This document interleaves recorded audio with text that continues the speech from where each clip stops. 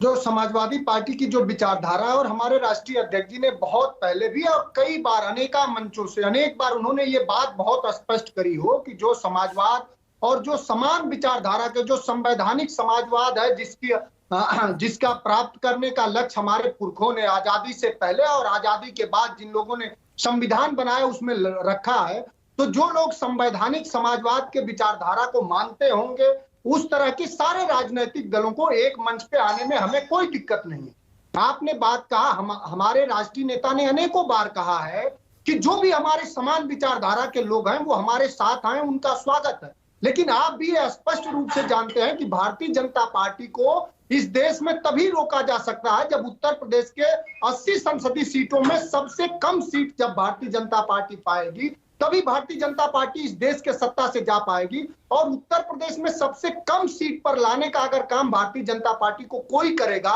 तो वो निश्चित रूप से हमारी समाजवादी पार्टी करेगी। और जो एक बात बीजेपी के प्रवक्ता साथी कह रहे थे कि विचारधारा है, ये बात करने में बहुत व्यवहार कुशल लोग हैं, इनकी यही विचारधारा है कि उत्तर प्रदेश में राजस्थान में इनका गौ सेवक चलेगा, निर्दोष लोगों की हत्या करेगा, और मेघालय का इनका जो प्रदेश अध्यक्ष होगा वो खुलेआम कहेगा कि मैं तो बीफ खाता हूं।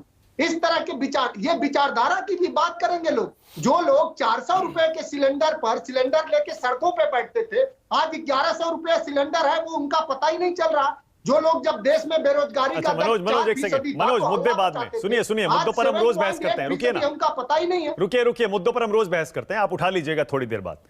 लेकिन सवाल तो वहीं आ गया ना, आप कह रहे हैं यूपी में समाजवादी पार्टी, ममता दीदी कह रही है बंगाल में हम, सारे रीजनल प्लेयर अगर अपना झंडा लेके इसी तरह खड़े हो गए तो फिर कैसे होगा भाई? राष्ट्रीय पार्टी भी तो चाहिए बीजेपी से लड़ने के लिए।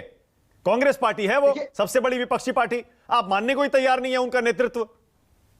नहीं, आपका जो सवाल है बिल्कुल वाजिब है। राष्ट्रीय पार्टी सिर्फ राष्ट्रीय हो जाने से नहीं होता। आज अगर संख्या के आधार पर आप देखें तो कांग्रेस के पास 50 से 1-2 ऊपर सांसद है।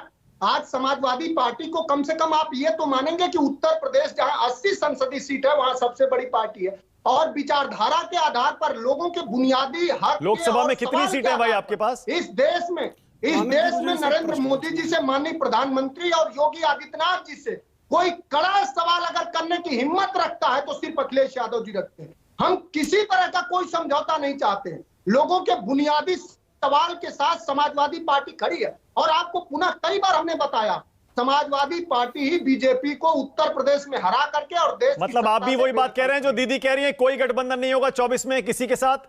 जी बिल्कुल, मैं ये नहीं कह रहा, मैं बिल्कुल ये नहीं कह रहा हूं। जितने भी मैंने पूर्व में भी आपसे कहा कि जितने समाजवाद, संवैधानिक समाजवाद के जो लोग समर्थक होंगे, लोगों में समता है, बेरोजगारी कैसे कम हो, महंगाई कैसे कम हो। अरे भाई कांग्रेस भी वही सारे मुद्दे उठाती है, आप लेकिन कांग्रेस के साथ आने को तैयार नहीं है। क्या उसकी वजह यह है कि आलोक शर्मा बोल रहे हैं कांग्रेस लीड करेगी गठबंधन?